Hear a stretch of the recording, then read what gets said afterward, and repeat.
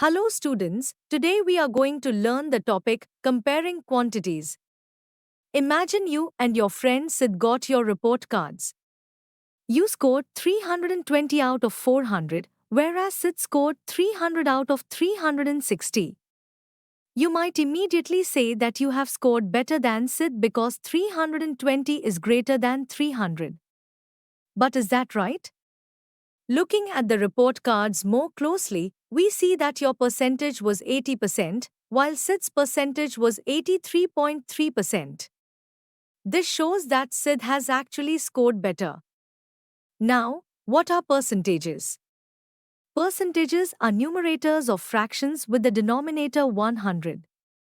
A percentage is a method used to compare quantities, and it is represented by the symbol percent. A percentage can be described as a part divided by the whole and multiplied by 100. Now, let's look at example 1. What percent is 108 of 360? The solution can be written as 108 by 360 times 100, which simplifies to 3 tenths times 100, resulting in 30%. So, 108 is 30% of 360. Moving on to example 2, we want to find 30% of 360 rupees. This can be written as 30 by 100 times 360, which gives us 108. So, 30% of 360 rupees is 108 rupees. Now, let's look at example 3. In a class of 50 students, 8% were absent on one day. We want to find the number of students present that day. The total number of students in the class is 50, and the percentage of students who were absent is 8%. Then, percentage of students who were present on one day is equal to 100% minus 8%, which equals 92%. To find the number of students present, we calculate 92% of 50, which is 92 by 100 times 50, giving us 46 students. Next, we will discuss percentages when the total is not 100. Suppose you have a necklace with 8 red beads and 12 blue beads. What is the percentage of red beads?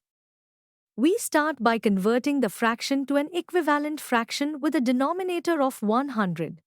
The calculation is represented in the table given below.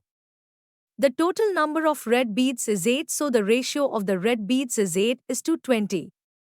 Similarly, the total number of blue beads is 12, so the ratio of blue beads is 12 is to 20. To calculate the percentage of red beads, we convert 8 by 20 into a fraction that has 100 as its denominator. To do this, we will multiply both the numerator and the denominator with 5. So the resulting fraction is 40 by 100. Upon multiplying this by 100, we obtain the percentage of red beads, which is 40%. Now let's talk about converting fractional numbers to percentages. To compare fractional numbers, we need a common denominator. To convert a fraction into a percentage, we multiply it by 100 and then place the percent symbol. When converting fractions to percents, we multiply the fraction by 100% to convert it to percent. Percentages related to proper fractions are less than 100, while those related to improper fractions are more than 100. For example, if out of 25 children in a class, 15 are girls, we find the percentage of girls by calculating 15/25 times 100, which equals 60%. Another example is converting 5/4 to percent. We calculate this as 5/4 times 100, which equals 125%. Now, let's look at converting decimals to percentages. First, we convert the decimal into a fraction. Next, we multiply the fraction by 100. Finally, we put a percent sign next to the number, or we can shift the decimal point 2 places to the right. Let's see an example. For 0.75, we multiply by 100 to get 75%. For 0.05, we do the same, resulting in 5%. Next, we will look at the use of percentages to answer how many. For example, if a survey of 40 children shows that 25% like playing football, we want to know how many children that is. To solve this, we write 25% as 25 by 100. Therefore, 25% of 40 students can be calculated as 25 by 100 times 40, which equals 10. So, 10 children out of 40 like playing football. Now, let's talk about ratios to percents. Ratios help us compare quantities and determine their relation. We write ratios in the form of fractions and then compare them by converting them into like fractions. If these fractions are equal, we say the ratios are equivalent. The formula to convert ratios into percentage is given by percentage equals ratio multiplied by 100. Let us consider an example. The ratio of Fatima's income to her savings is 4:1. Then find the percentage of money saved by her. To find the percentage of money saved by her, we need the ratio of her savings to her income, which is 1:4. To convert this into a percentage, we simply multiply the ratio with 100, which gives us 25%.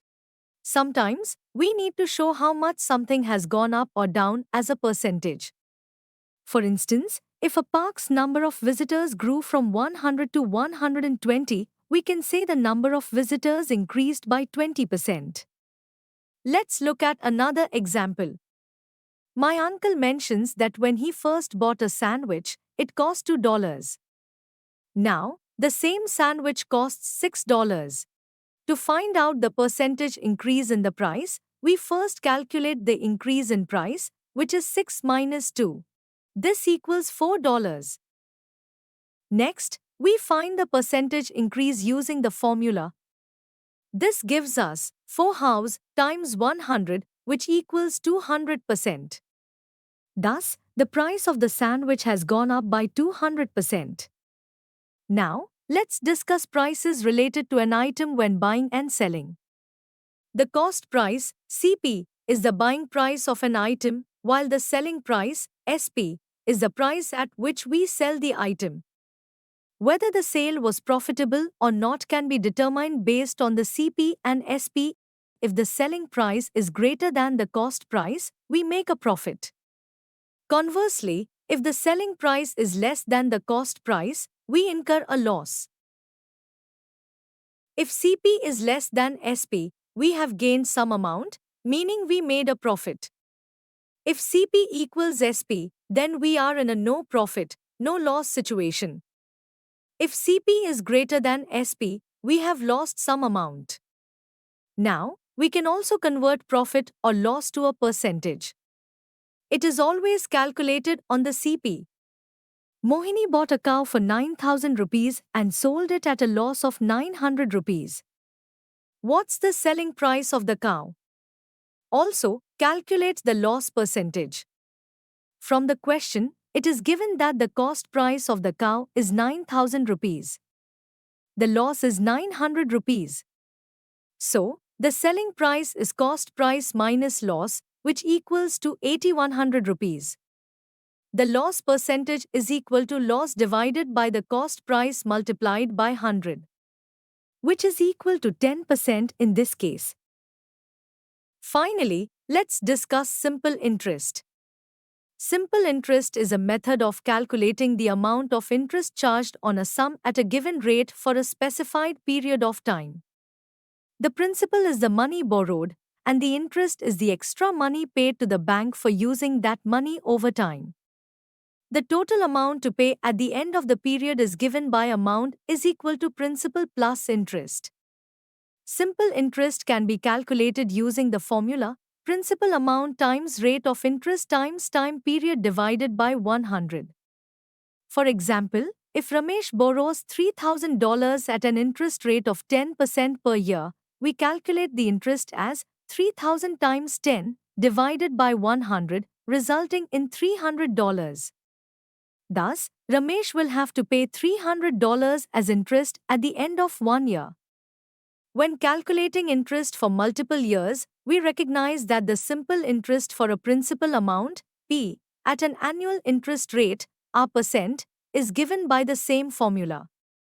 The total amount paid at the end of T years is A is equal to P plus SI, where A is equal to amount, P is equal to principal, SI is equal to simple interest.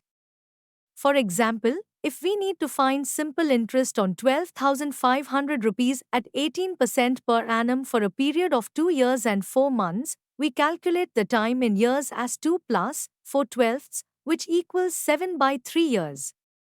Using the simple interest formula, we find SI is equal to 5,250 rupees. Therefore, the interest on 12,500 rupees at 18% per annum for a period of 2 years and 4 months is 5,250 rupees. In conclusion, we have learned about comparing quantities through percentages, how to calculate percentages in various contexts, and how to apply these concepts in real-life situations, including profit, loss, and simple interest calculations. Understanding percentages is essential for making informed decisions based on comparisons in everyday life.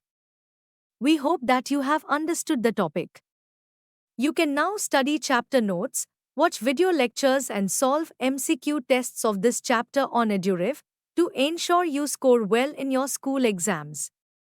And that's not all, you also get amazing courses for maths, science, English, Hindi, and much more for class 7. Thank you.